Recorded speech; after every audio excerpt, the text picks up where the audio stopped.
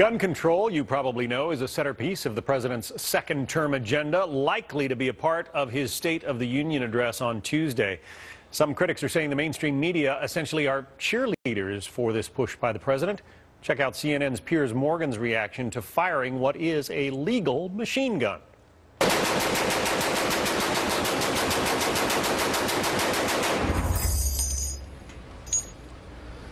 Why would any civilian need one of these? This is an investment.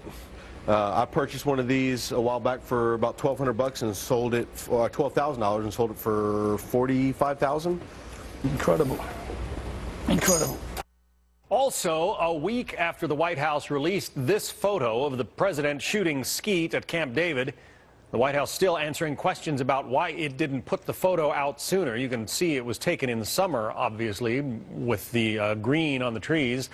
Some say it was actually photoshopped. So did it hurt or help the president's message?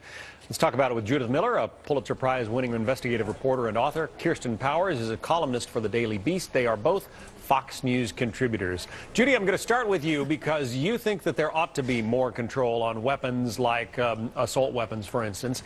The president obviously put out that photo because he wants gun owners out there to think that he's just one of them. He's a regular guy who shoots skeet on the weekends and enjoys blasting a shotgun every now and then. Did it work? Well, look, I think that the president has now had to respond, and the White House has had to respond to these ridiculous charges of what the Washington Examiner memorably called Skeet-Gate. This is absurd. It doesn't matter whether or not the president of the United States shoots clay pigeons regularly or ever on weekends. I really don't care. This country has so many important issues facing it that, you know, from foreign policy challenges like drones to the domestic issue of how we're going to balance our budget, and we're worrying about whether or not a photo is accurate. I mean, I think the president himself has said, yes, I do shoot skeet or whatever skeet are, but I think that diverts attention from the real issue, which the issue Americans ought to be thinking about is how do we reduce this violence. The president has made a series of proposals. He's out there selling it, and he has to compete with really trivia about whether or not this photo is genuine. I find this debate not even worthy of commenting, frankly. All right, Kirsten, who grew up in Alaska and is, or at least was, a gun owner, knows what shooting a skeet is all about. But Kirsten, what about that argument, the flap over the photo? Well, look, I'm always for transparency, so I think, you know, if the president talks about something, why not release the photo? But I agree with Judy that this is kind of beside the point. It's not really one of the big issues, and people claiming that it's photoshopped, I mean, that's just silly. I don't, you know, whether the president skeet shoots or not has no bearing on anything. Well, but I guess the question is, a lot of the president's political opponents, you know, think he puts out this photo sort of opportunistically, and then when it gets criticized or picked apart, then the White House doesn't like it. Well, of course, and we have every right as the media to challenge whether or not a man holding a weapon in this position could have actually fired it. But let's remember what this is about. This is about an effort to reduce violence in our society, which is now spiraling out of control.